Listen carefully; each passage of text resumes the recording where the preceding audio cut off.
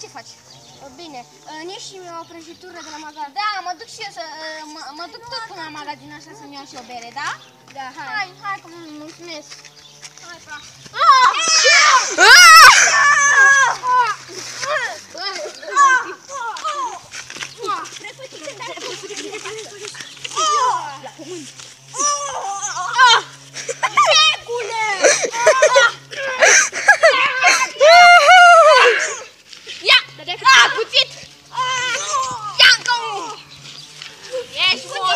Ești mort!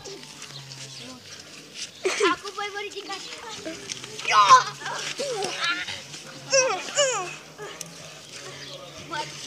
Gata, o să mori!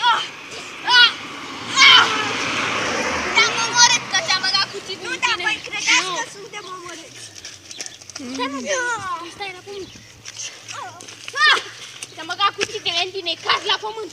O să mor din ce în ce. La pământ.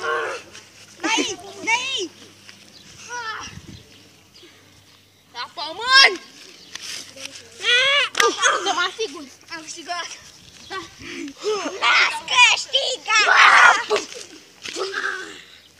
Gata! Gata, sunt morți. Hai să mergem. Gata, stop. Da,